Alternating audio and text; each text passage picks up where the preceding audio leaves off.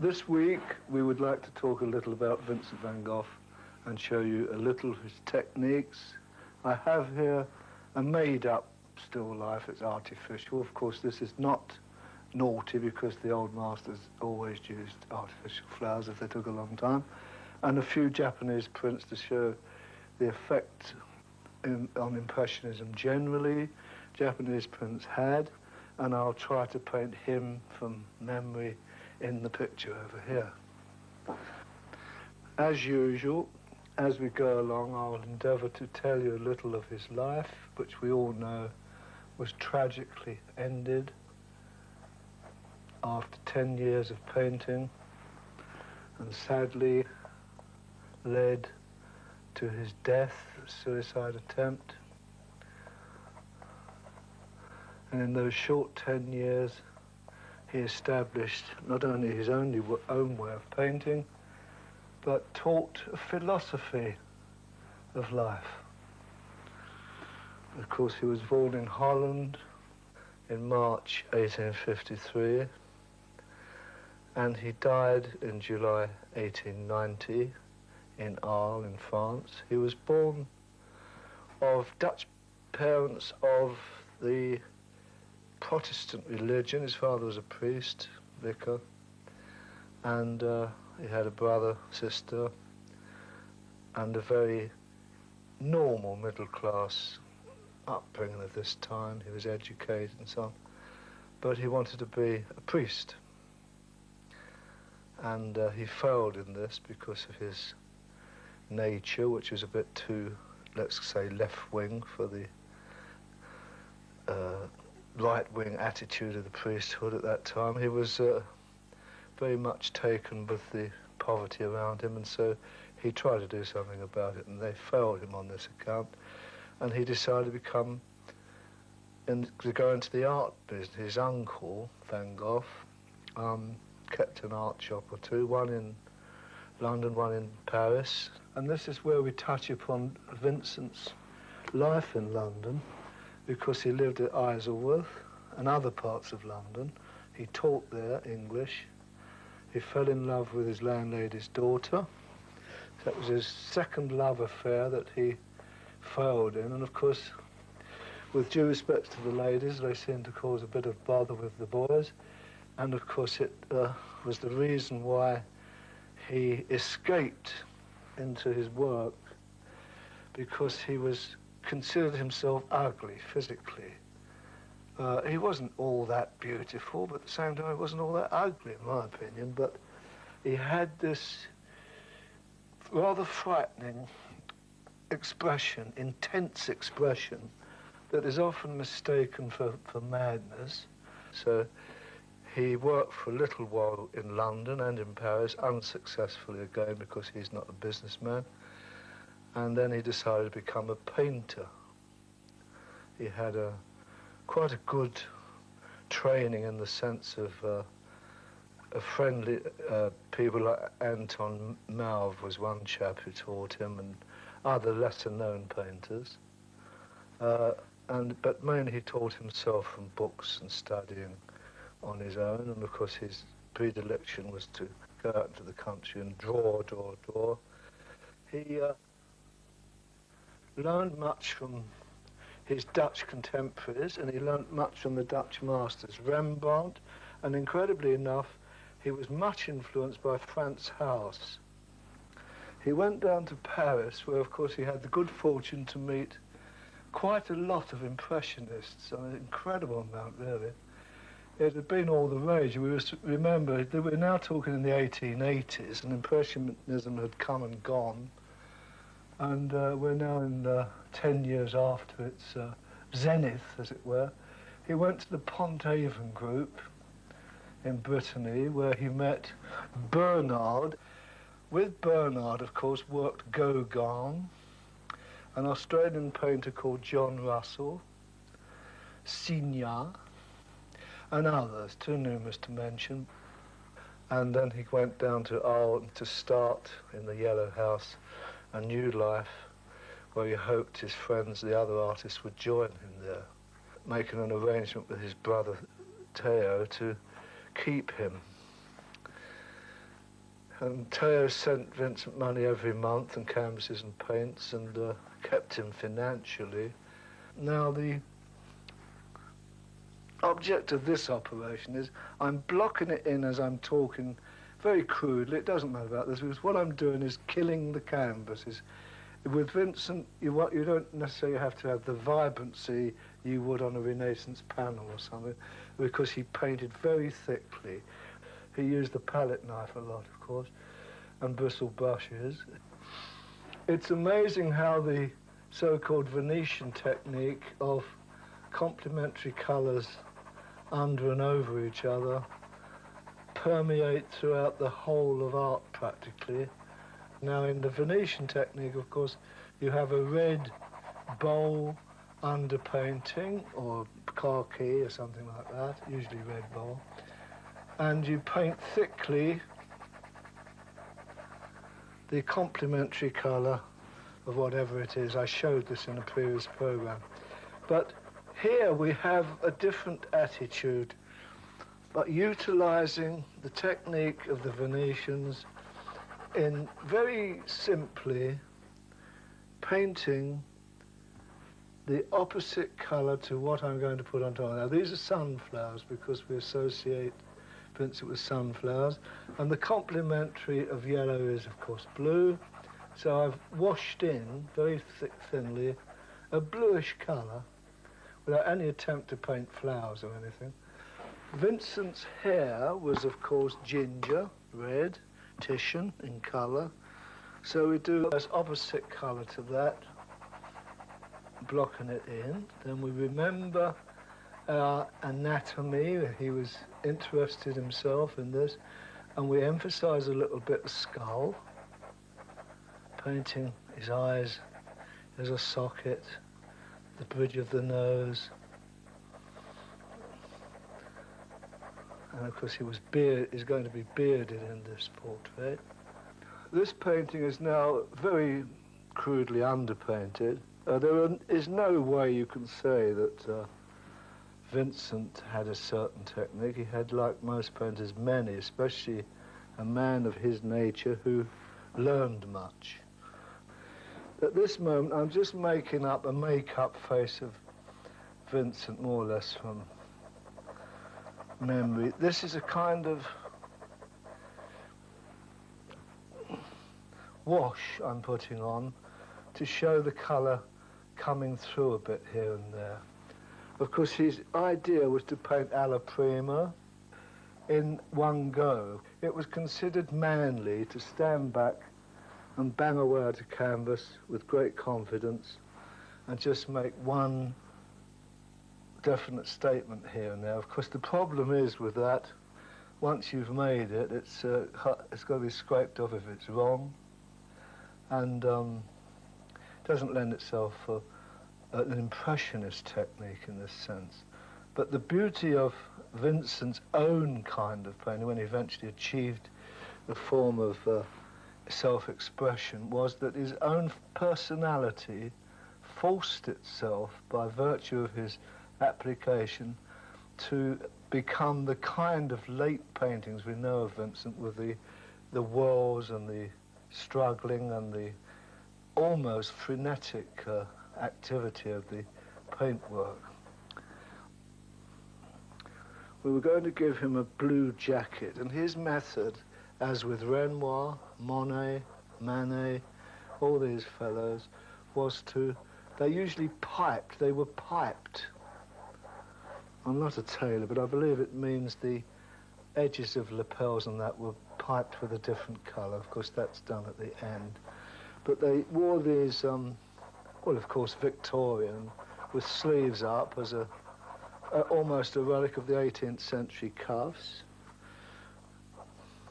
And he would give it all vigorous strokes, very crudely painted, but of course from a distance it registers. When I gave the painting a coat of underpainting, it was in order to emphasize the blueness of these strokes, and of course he would work about this speed, only with oils. I'm still using tempera for the purposes. of explaining.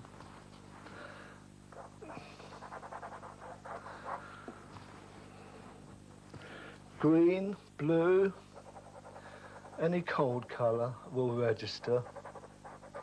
It's best to, in this technique, to mix as many blues as you have on the palette and to mix them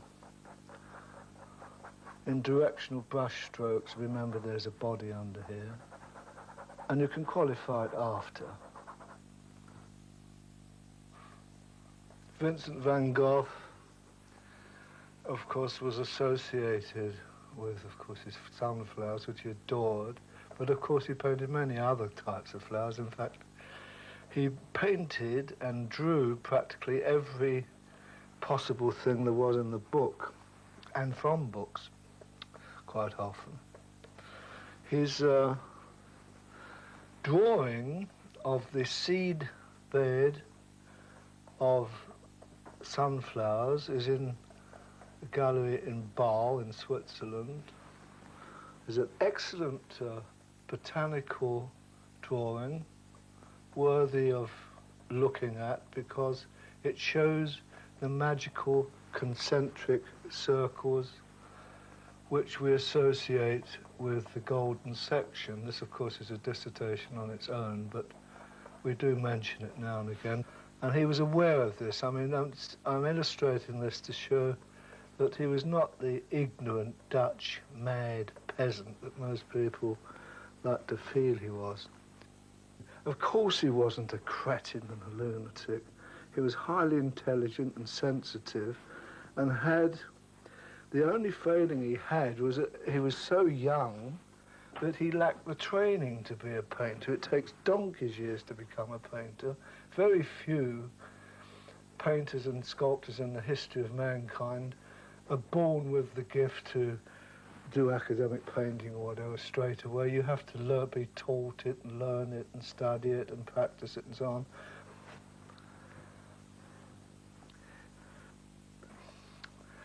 I have a feeling, it's only a personal feeling from studying, that when Van Gogh was down at Arles, his great dream of creating a brotherhood of painters down there, and invited, of course, as we know, Gogh and Bernard and Signon and many other chaps, and he hoped to found a kind of Pont Avon school in the sun. And, of course, the inevitable happened that the conflict of personalities, it's one thing to talk in a cafe a bit squiffy about the aesthetics of painting, it's another to have to live with someone. And although I love Vincent very much, he probably was quite difficult, I should think. He was, for one thing, he was very untidy. I can't complain, I'm untidy myself, but it is a bit irksome when you get someone, say, who's an ex-sailor, like Gogh had been around and knew the discipline of a ship. I think he only stayed there about 3 months. Then they had the tragic business of Vincent having a bit of a bad turn and cutting part of his ear off. Apparently it was something to do with it. He was madly in love with a waitress or something and sent it round as a little present for a birthday. There were various stories about it. Whatever transpired, it was symptomatic of the depression he was feeling with the eternal arguments of the two men. Vincent's technique varied enormously throughout his life, and he worked quite often in stabbed strokes of thick colour, applying it similar to this. It seems somehow to be affected by his mood of the moment, that sometimes he was in ecstasy with a landscape, sometimes in despair.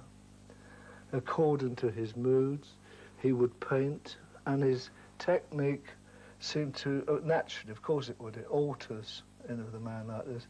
So if he was happy, he would paint very quickly and be jolly like this, and if he was sad, he would be more lugubrious and slow, and his colours would alter accordingly, or perhaps he'd have the courage, which often comes from despair, of painting a happy picture when his heart was breaking, like a Pagliacci with the palette. I'm using this kind of cross brushstroke almost automatically as I'm talking, because this is the brushstroke he would have used. He allowed the thickness of the paint to tell the story. It's a directional painting plus texture.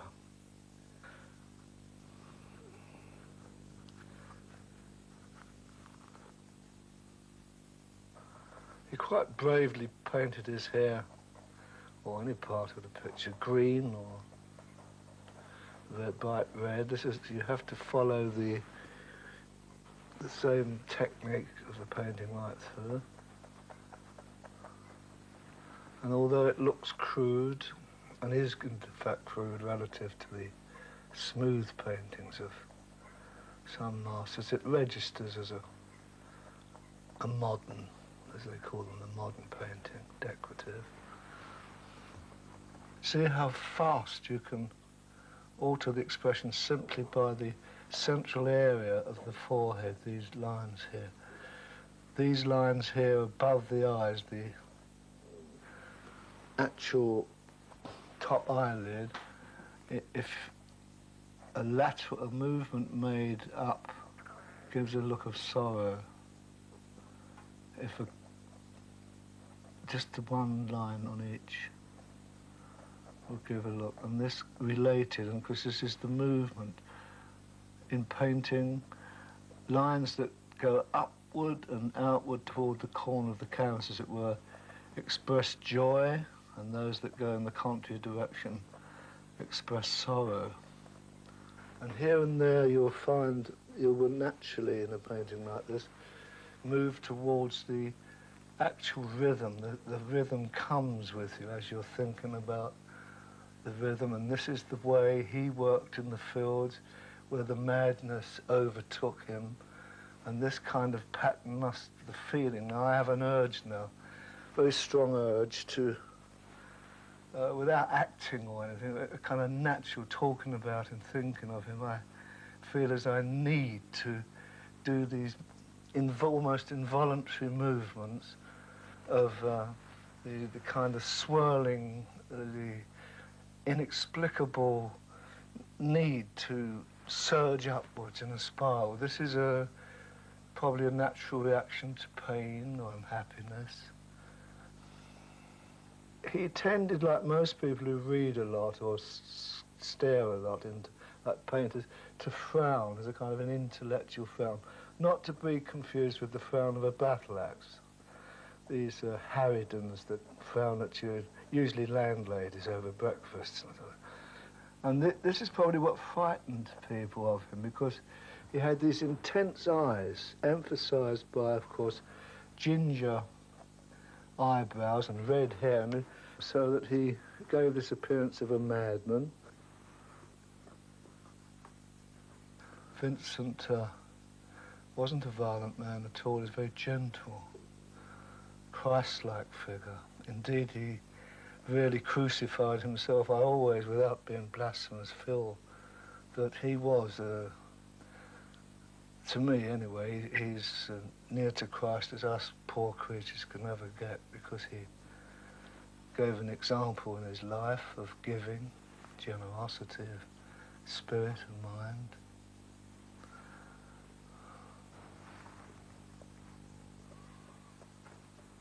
His hair apparently had glints in it. I actually knew a man who had met him, so I have kind of first-hand information. It isn't all that long ago. It's only, I don't know, 40, 50 years before I was born that he was creeping about in Amsterdam.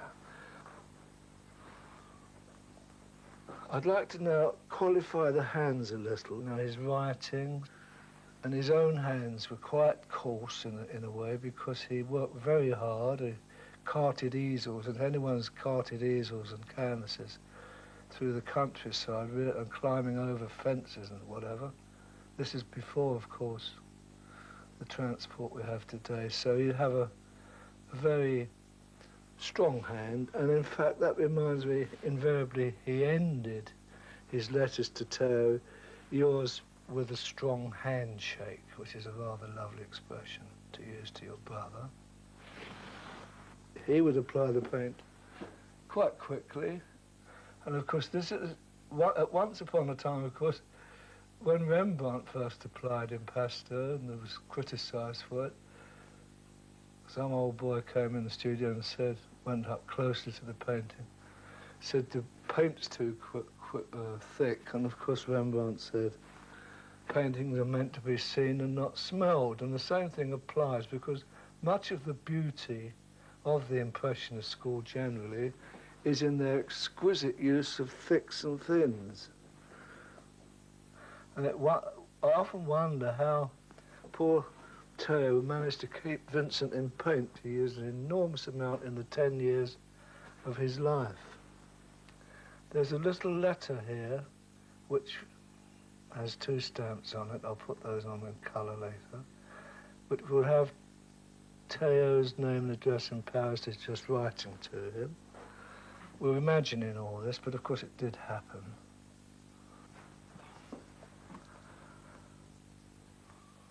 Vincent's own technique, as we know it now in his late years, is virtually unique.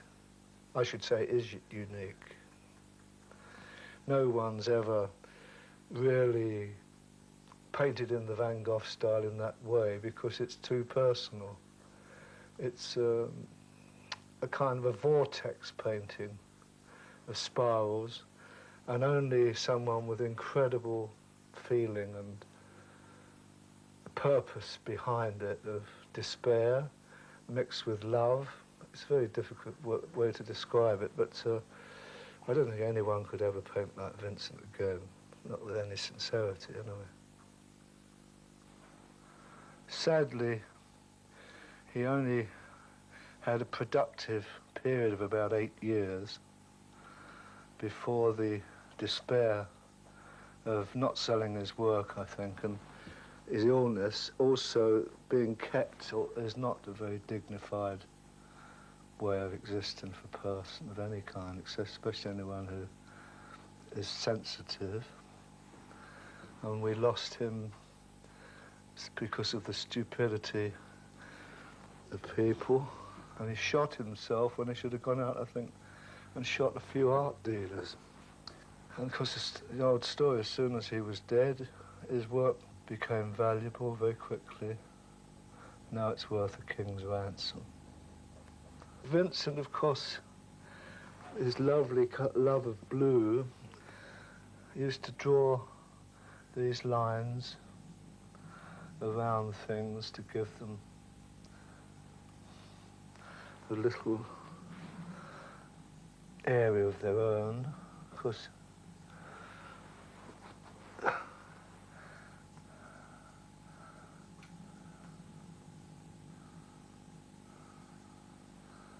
he was aware of the fact, of course, that blue goes away, and like Renoir, he would, and Turner and so on, they all knew the value of this colour, which we associate with the sky. Considering his sad state of mind, his paintings retain a great vigour and a happiness, his sunflowers, so on, and this incredible way his